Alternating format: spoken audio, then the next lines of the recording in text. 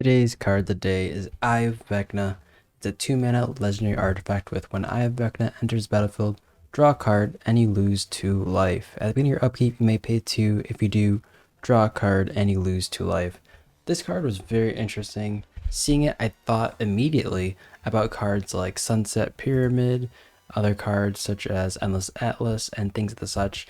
It's basically one of many of the long strands of artifacts that help draw cards, which go especially good in white because this comes down early and there's no restriction like Endless Atlas where it requires you to play multiple planes. This card just comes in and says pay 2 mana and 2 life.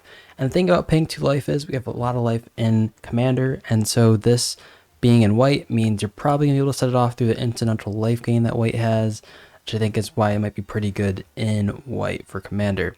I don't think it's any good out of Commander. I think some other colors that could take advantage of this card are probably green and maybe black.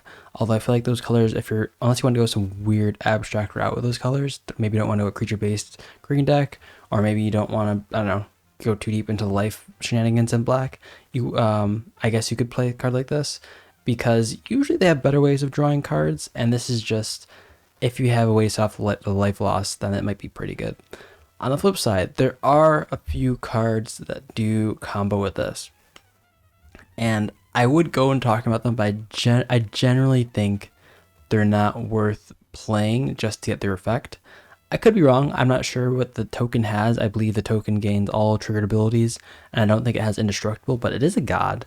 So if you're looking to that sort of tribal theme going on, maybe that's another reason to run this in your multicolor deck.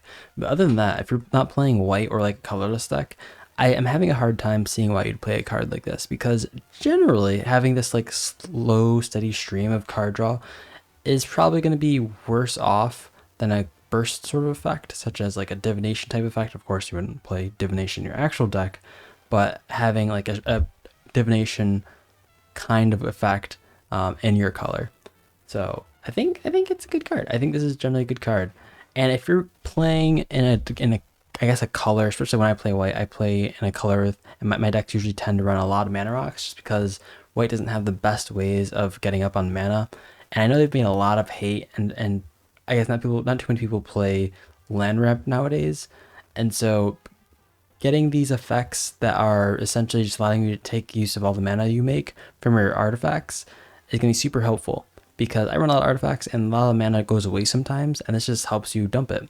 So that's going to be good. And I think even the command zone I think they did a poll, and it was something like the average amount of turns in an EDH game, I think, is around 8.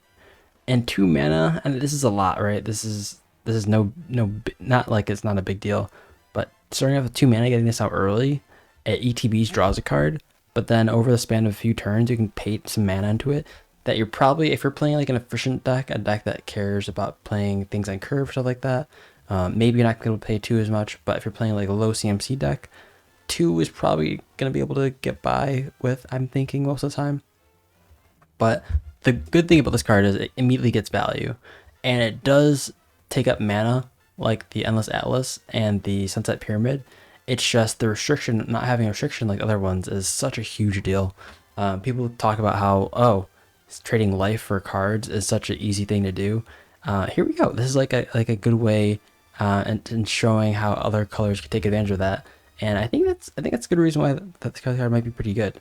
But of course, I could be wrong about this. I think this card is generally slow. Probably not going to be in it for like the CDH sort of environment. But I think maybe if you need, because unless you're playing like a Staxy deck, maybe this isn't worth it. I think high power and below probably wants to play this sort of a card. It's 2 mana ATBs immediately to draw a card, which 2 mana draw a card. I think almost every color can do.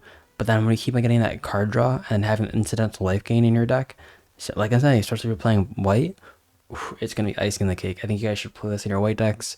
I'm probably gonna get it as soon as it comes out, which sucks because I'm reviewing it like 2 or 3 weeks before it actually comes out, which is unfortunate. But but you could play it on Arena, of course. Yeah, this card I think is going to be straight gas and those lower, slower metas. But and hopefully it'll stay like a relatively low costing card as well, because I guess I don't know why would you play it in the standard one. I don't think it's gonna be that good. I haven't seen too many things. There's too many moving parts for this sort of card to be that useful in standard, I think. So I think it'll really shine in like those lower power EDH spots. Anyways, tell me what you guys think about this in the comments below. Peace out, and I'll catch you guys later.